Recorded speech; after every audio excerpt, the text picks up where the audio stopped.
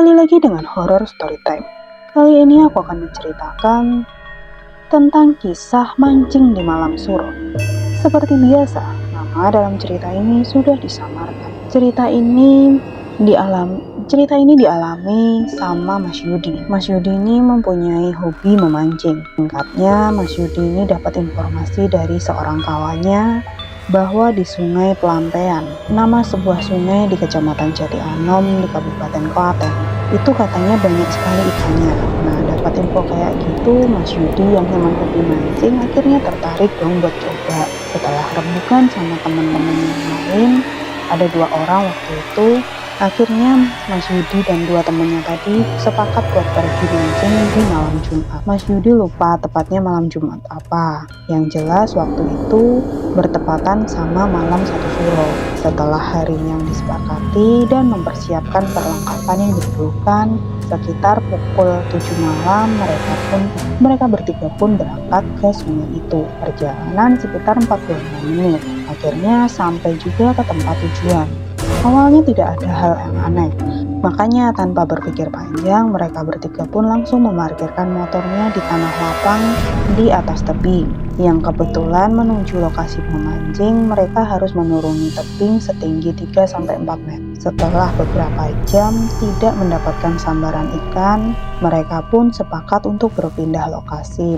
Masih di sungai yang sama, cuman berpindah tempat memancing aja gitu. Akhirnya mereka bertiga mencari lokasi lain. Dari sini barulah kelihatan ada yang janggal. Jadi setiap mereka berpindah tempat, anehnya mereka bertiga itu bisa kembali ke tempat semula. Sampai mereka itu mengulangnya sampai 2 kali. Tapi masih tetap sama. Tiba-tiba mereka itu kembali ke tempat semula. Padahal perasaan mereka itu udah jalan untuk berpindah tempat. Di saat mereka lagi bingung, tiba-tiba terdengar suara seperti ada orang mandi. Alhasil mereka bertiga pun semakin tambah bingung dan takut pastinya. Masa iya ada orang malam-malam mandi di sungai?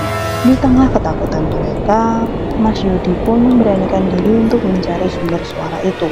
Dan tak lama setelah dicari, akhirnya Mas Yudi ketemu. Mas Yudi melihat seorang cewek lagi mandi di sungai di bawah pohon waru. Dalam hati Mas Yudi sudah curiga. Ini sih pasti bukan cewek betulan. Dan benar saja dugaannya Mas Yudi. Mungkin merasakan keberadaannya Mas Yudi di situ, sang cewek pun menoleh ke arahnya Mas Yudi dengan pandangan yang menyeramkan dan memperlihatkan gigi taringnya yang panjang. Mas Yudi pun lari ke arah teman-temannya dan mengajak mereka untuk pulang. Menyadari ketidakberesan itu, teman-temannya pun langsung mengiyakan ajakan Mas Yudi untuk pulang. Dan mereka bertiga pun langsung menuju ke tempat motor terparkir tadi. Nah, untuk menuju tempat motor yang terparkir itu kan mereka harus naik lagi tuh ke tebing yang tingginya 3-4 meter tadi. Sesampainya mereka di atas, mereka tambah dikejutkan lagi dengan pemandangan yang tidak umum. Ingat kan tadi ceritanya Mas Yudi, yang Mas Yudi bilang kalau mereka parkir di tanah lapang. Ternyata itu adalah tanah kuburan. Dan apesnya lagi ya memang gak terlalu di tengah, tapi motornya mereka itu lumayan masuk ke dalam pemakaman itu.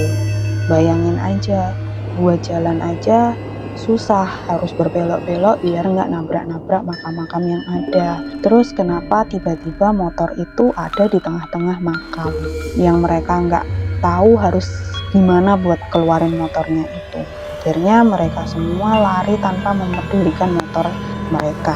Mereka lari menuju desa terdekat.